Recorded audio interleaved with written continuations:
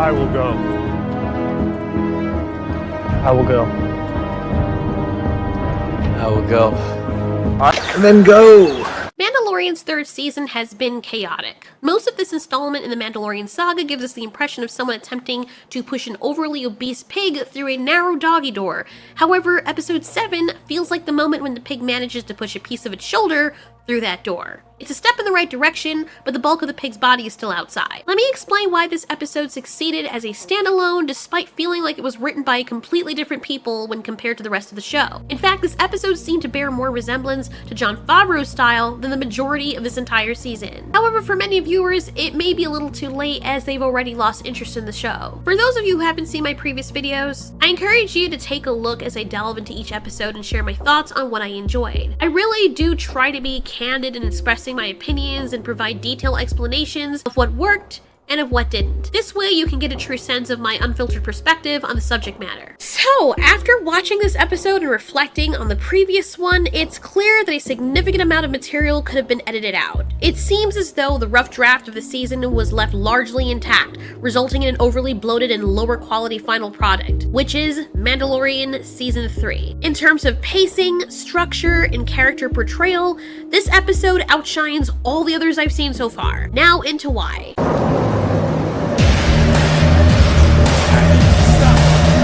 The soundscapes wafting through the scene capture the very essence of this character, crafting an auditory tapestry that echoes her iconic persona. And it does this so well, capturing her aura, that coupled with her silhouette, her identity remains unmistakable. The beautiful, handsome warrior woman. Immediately, this captures my attention. And through the music and the lighting, it seems to create this sublime ambience. And it evokes the facet of her character. And without anything else needed, it draws you into her realm. After we see her waiting there, a peculiar flying robot scans the handsome warrior woman, initiating communication with Moff Gideon. Look at this. This is wallpaper right here. This is amazing. This looks like something that Midjourney would conjure, utilizing a basic prompt. This actress is also very amazing because as she looks up at Moff Gideon, her eyes are the widest I've ever seen them. You can tell she's in total submission to him through her wide-eyed puppy dog expression, never lifting her chin up to meet him, but keeping it lowered, giving him an air of respect, understandably befitting to her station. She's essentially telling him with her body language here, I am beneath you, and I respect you. It's a very small detail, but I picked up on it, because that's another thing I enjoy picking apart, which is human body language. For someone so powerful and dangerous, she bows to another even more so, which tells you everything you need to know about Moff Gideon. Moff Gideon appears more menacing in this episode than in the earlier parts of the series, highlighting his growing threat. Warrior Woman informs Gideon about the pirates' encounter with the Mandalorians and the potential problems they pose, despite the New Public's lack of involvement in helping places like Navarro. This was a setup that was needed from early on because an entire episode with Dr. Pershing, while it was amusing, in hindsight did not need an entire episode just for us to know that she was evil. Seemed to have been what the setup was all about. Moff Gideon tells her that he'll deal with the Mandalorians, and then we get a very artistic scene of him walking down an aisle lined with sabers, while the red hue from them cast him into a shadowy, malevolent silhouette, as his soldiers that look like modern versions of stormtroopers stand at attention with their gleaming white armor, beautifully accentuated with their black undergarments. And there's this majesty about this entire scene that feels very reminiscent of Darth Vader. Although a newcomer to the Star Wars universe, even I'm familiar with the formidable presence of Darth Vader and the usual portrayal of his character.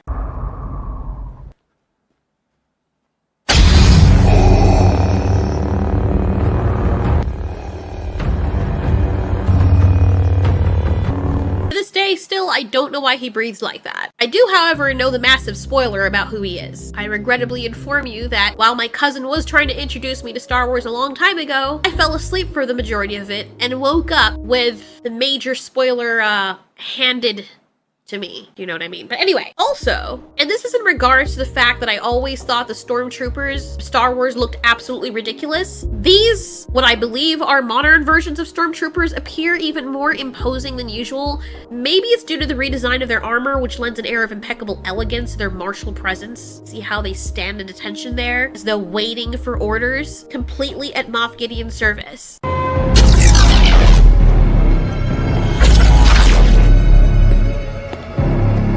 The scene's musical accompaniment evokes precisely the intended emotions whenever you're observing this character, specifically in this scene. There's that sense of danger and power and mystery. And I have to say, it feels like the same artistic quality that we saw in the first season of Mandalorian.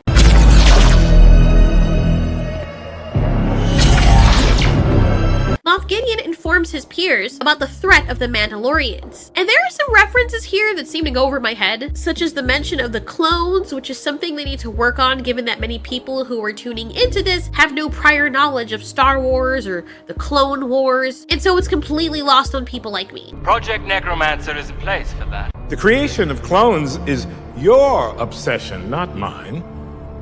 I account for what goes on in my sector. So as you can see here, the dialogue is written in a way that assumes that the audience knows about the references, leaving those who are not familiar with the lore completely in the dark. Is it that important to the main story? Things in which they mention? The truth is, I don't know. It probably isn't, but they make it feel as though it is. Long live the Empire! Long live the Empire! Oh, shut up. Following the chant of Long Live the Empire and Gideon's vow to eliminate the Mandalorians, the episode title card appears for Chapter 23, The Spies. And we see an ex-Imperial ship with the Mandalorian sigil on it. The fleet that bo-katan brought back is very impressive, and we're well aware that all of this is exposition, which is actually done quite decently. What I actually find noteworthy about this episode is that despite bo-katan being the primary focus, Mando feels just as integral to the story. He's not just a backdrop in most scenes, and this helps to keep the audience invested in his character. The same is portrayed with the two factions of Mandalorians meeting each other. That tense moment where they're eyeing each other is done very well. The music of this episode seems to also be of a higher quality, or perhaps it's just a combination of all the elements coming together seamlessly that makes it stand out more. Regardless, the music adds to the overall atmosphere and heightens the tension of the scene. You hear that? You can taste the tension. I can taste it. Now the next scene is exactly what I was saying the show needed, but they waited so late. IG-11 lives on by donating his body to Grogu as IG-12, allowing the little creature to move around like his father. I'll give them that, but Grogu is too young to operate heavy machinery. Maybe when he's older. No. What do you mean, no? No. Saying he's old enough to operate it. Yes. Granted, I'm sure if Mando decides to take a flying leap off a cliff again, Grogu will be unable to follow, as he so conveniently was able to do all the other times, which is a bit contrived. Now baby Grogu has what is essentially a mech, but he can walk around in it and not feel as helpless in it. At least this way, Grogu is somewhat able to communicate. The wonderful thing about this is more features can be added on later, as well as the ability to say more complex things, and the scene that plays out thereafter between Din Djarin and the baby actually feels like Mandalorian again. This entire episode feels so far removed than every other episode so far, specifically in season 3. They could have cut out all that bloat and placed this closer to the beginning of the season rather than at the end, when so many people have already fallen off because of the freaking mess they've made of the writing. Yes. Yes. Yes. Yes. Yes. Yes. Yes. I was cracking up because they were giving us a taste of what poor Din Djarin must be going through, having that constantly follow him. We get to see once more that this baby Yoda creature is indeed a child to his species, and we get to see him interacting as such without being annoying and without him just sitting there looking as though his only purpose is to sell merchandise. Once again, giving him actual character and personality as he had before makes him way more tolerable in this episode than in previous episodes. And what was even more important and endearing is that we actually got to follow along Mando, where he feels like the main character again, because he is. I'm not saying that bo-katan can't be shown as an extra character as well, because I'm sure she's important to Mandalore, and I understand completely that she was a character outside of the series, but many people watching this who know nothing about Star Wars outside of The Mandalorian have no idea nor care who the hell she is. They tuned in for Mando, and Mando's who we got to see. Bo-katan formulates a plan to take Mandalore, although the show doesn't provide a clear understanding of what they're trying to take it back from. Every time they say that, in the back of my mind, I'm always thinking that somebody is currently occupying it that they know of, and so they have to fight those people. But I guess based on what they say, there are creatures there that have taken over as well, in much the same way I imagine the interesting parallel to how nature might reclaim an area if humans were no longer present. We send down a small recon party. We'll scout the surface, find out what remains of the Great Forge, and establish a safe perimeter. I need volunteers from both tribes. I will go. Grogu as well. What the fuck are you laughing at? Sorry, I just find it very silly that Mando was claiming that Grogu was too young to operate the mech, and claims he's too young for certain things, but yet with the Training Day episode, he told the child Mandalorian not to prejudge, when that child Mandalorian told Din Djarin that Grogu was too young to train. Mando also said Grogu was too young to work the mech. In case you've forgotten, let's play that clip again. Well, he's too little to operate this. No. Grogu is too young to operate heavy machinery. Maybe when he's older. No. No, this is not a good idea. Come on. I will go. Grogu as well. Full of contradictions. So Grogu is too young to work the mech because it's dangerous. And now he's volunteering the baby to go down with them to secure a perimeter, the front line, a recon group, a very small recon group, in an environment where it is dangerous and unknown. Strange. So there's a little bit of inconsistency there, and honestly, it probably would have been safer for the baby to stay with everyone else, but of course, we can't have Mando without Grogu, even though Mando directly conflicts himself every time. So a whole bunch of people decide to go, and a lot of what we see is the Mandalorians laying their eyes on their planet for the first time in a long time, and us getting some tidbits of history here and there. Bo-katan and her group of the other Mandalorians that have set down foot on the surface run into the Night Owl tribe, which are Bo-katan's people. This is a really cool scene right here. I don't know why I like it so much, but it is. And because she is apparently their lady or queen, they waited for her, only to learn through her telling them that she had actually surrendered to Moff Gideon, only for him to betray her after taking the dark saber. She claimed that everything she did was for her people. Then of course, everything can't stay nice forever. We do get one cringeworthy scene of the Mandalorian basically taking the knee, which feels honestly so out of place for his character. He does this mainly based on what she taught him about her side of the lore, and because she was conveniently there to save him every time. I only know of this weapon what you taught me. To be honest, it means nothing to me or my people, nor does station or bloodline. You know what I love? I love strong, masculine men. I love men who look after their women and treat their woman like a goddess. What means more to me is honor and loyalty and character. These are the reasons I serve you, Lady Kryze. Your song is not yet written. I will serve you until it is. Ugh.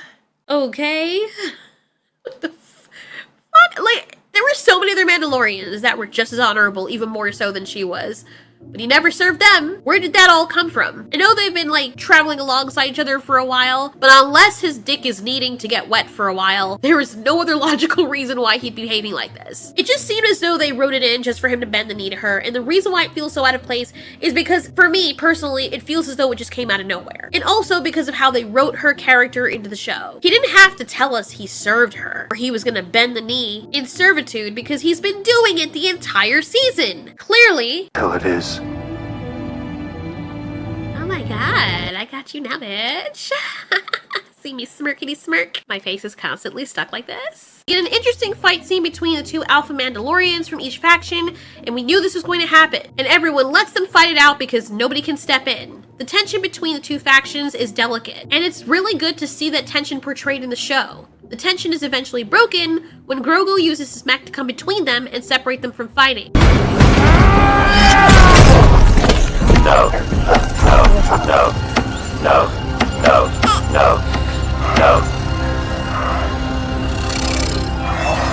You taught your apprentice well.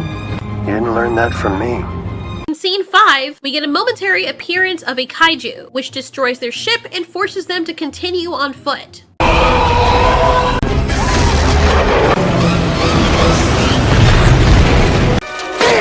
We get more exposition until the Mandalorians realize that they are not alone. I do like this scene because of the setup, and I feel like they do set up much better in this episode than they've done in the others. In this episode, the Mandalorians land on a planet and notice a large ground ship in the distance, and at first they're unsure of what it is. But upon closer inspection and talking back and forth, they realize that it's actually a group of Mandalorians. A similar thing happens here when they mention jetpacks, and it seems as though the approaching swarm are Mandalorians. Because of the setup with the Night Owl tribe, who were initially mysterious strangers, but were later to be revealed as Mandalorians, we initially assume that the new group they encounter on the planet are also Mandalorians. This is further reinforced by the fact that they're wearing Beskar armor, which is typically associated with Mandalorians. It is quickly revealed that they are not. They're actually Imperials, and it's extra hard to kill them because they're wearing the same type of armor as our good guy. We're pinned down. We need backup. I do love that they keep on showing Mando, which is honestly something that I shouldn't have to be saying. But based on how they've been portraying him this season, in this episode, he does not feel like an afterthought. Yeah, they made him a little bit more submissive, but he feels like his own character. This is also the first time we've seen all these Mandalorians fighting alongside each other with a common enemy, or at least as far as I can remember in this show. This, of course, not counting when Din Djarin was saved before by bo-katan and her people. Did you see that person use that cord to choke that person out? Remember that for later. Mando tells Grogu to keep up in his little vehicle, which I feel as though he's doing a bad job at. Okay, kid. You've got to keep up.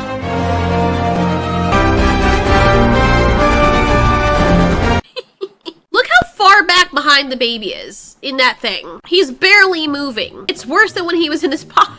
The mech machine actually seems a lot more dangerous for the baby to be in than his previous pod that he could have closed at will to protect himself. He's literally out in the open, sitting within the biggest part of this machine that can be easily targeted with no shielding whatsoever. I thought it was very irresponsible for Mando to put him in such a vulnerable situation in a vehicle he's not fully experienced with. He literally just got the thing, and you brought him down to a planet with unknown dangers and a high possibility of death that he can't even fully control. And then you run and leave him behind. In most scenes where we see Grogu trying to follow Mando, he is struggling to keep up in this thing. Also, in the scene back on the ship, when the kaiju decimated the ship, Grogu could not even save himself. It required 2 Mandalorians to use their jetpacks to get him out of there. He's literally handicapped in this thing, so I don't understand Mando's logic of not only bringing him along, but bringing him in that vehicle that puts him in way more danger than he would have been otherwise. Grogu could go faster and go anywhere with his pod. See episode 2 of season 3 for reference, and every other episode. Even in situations like this, he could straight up just jump off a cliff with Mando down with his pod and go wherever Mando could go. He could also do so much faster. So yes, as I said, the idea that he could move at a quicker pace, having a vehicle that was very versatile and could go quickly and anywhere, and also allowed him to be better protected, makes this part of the writing for this episode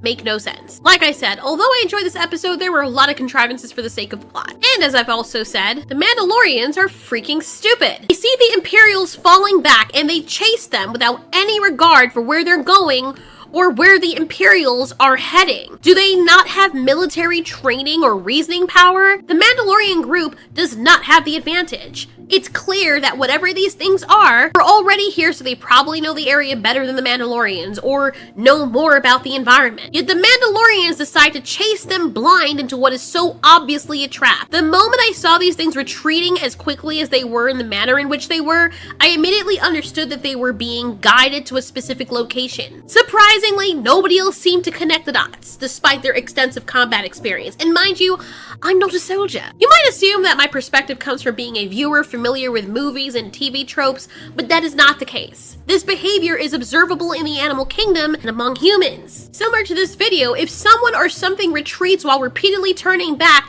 to engage in combat before fleeing again, it's an obvious sign of baiting. Humans are quite adept at recognizing this. For example, when a dog exhibits this behavior, we can discern that it's attempting to lead us somewhere without verbal communication. We even observe this behavior in coyotes and various other members of the animal kingdom, including birds trying to lead a potential attacker away from their nest or offspring, or in this video with this coyote where he's obviously trying to antagonize this dog. If the dog were to give chase, as we've seen in many videos on YouTube, the coyote would keep running away, and the minute the dog loses interest, the coyote would turn around and try to engage the dog in a chase again. Now, some people think it's a myth that coyotes don't lure dogs to be attacked by the pack, but you've literally seen that documented behavior happening. This also happens with wolves. Dogs are very smart, and they know if there's a threat, especially one they can't handle on their own, they're going to lead it back to the bigger threat, which is their armada, or their army, or their pack, or their tribe. A genuinely retreating creature will not continue to turn around and provoke its pursuer.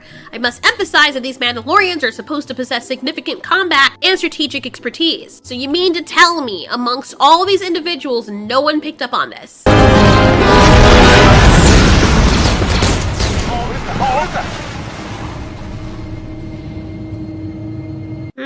You're stupid! You look stupid! Well, Din Djarin is cut off from his friends and captured by Moff Gideon. At least, Gideon gave him some integrity and didn't unmask him.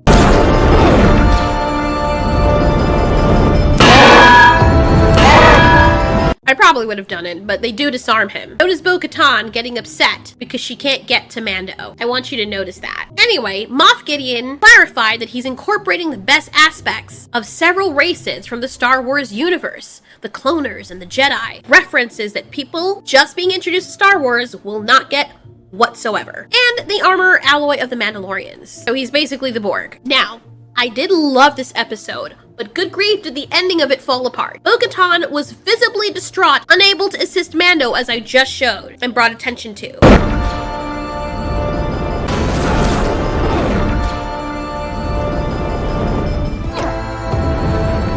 Notice how everyone was shooting at the door trying to get through, and she visibly wanted to get to Mando to help him because they fought these things before, close combat, and were able to kill them, okay? Alright, just checking. So bo-katan is watching helplessly through the glass as Mando is captured even before Gideon made his appearance. Moff Gideon demands that she relinquish the Darksaber. Now, surrender the Darksaber. It is only at this moment that I remember that she even had it. Why didn't she use it while she was fighting the Imperials? Don't know. Even if the Darksaber may not be able to slice through Beskar armor, there were clear areas in the armor of the Imperials and even the Mandalorians that are not covered with armor. During the battle, there's a moment when someone manages to wrap a cord around an Imperial's neck, which suggests that an experienced wielder of the Darksaber could easily disarm an opponent with ease, particularly in close combat. Remember that clip I showed you guys? And there are several instances of the Mandalorians taking them down in close combat. Engaging in close quarters would potentially increase the accuracy of targeting those vulnerable areas, as opposed to trying to strike them from a distance, which causes you to miss those areas. And we see this time and time again throughout the fight. That was bad projection, by the way. He hits, and he was a little bit too late in pretending that his gun was knocked away. But as you can see, closely, Mandalorians are aiming at those areas where the armor does not reach. As for everything else, the Darksaber can cut right through it. It's quite surprising that bo-katan employs the Darksaber to carve out an escape route, but doesn't use it to reach Din Djarin or to combat the Imperials. You know, considering her expertise and accuracy with the weapon, she wields a symbol of power meant to rally her people, yet she neglects to utilize it in the very situations where it would have been totally convenient to do so. Dumb bitches like dumb things! Unfortunately, Paz Vizsla dies, which is very sad, and these red cardinal people in these strange suits walk up to him and end his life with peculiar-looking sabers. Now, it does look like these things go through his armor at some point, but it seems as though they mainly target the unprotected areas, much like what bo-katan could have done with the Darksaber in similar situations, which they were already doing entirely in the combat they had prior to being led into the trap. My point exactly. This scene just feels so opera. Beautifully done. It does feel like an opera, doesn't it? Or a Shakespearean play. I don't know which one. Anyway, this episode was a marked improvement over the others, though the show could benefit from greater consistency. Season 1 and 2 of The Mandalorian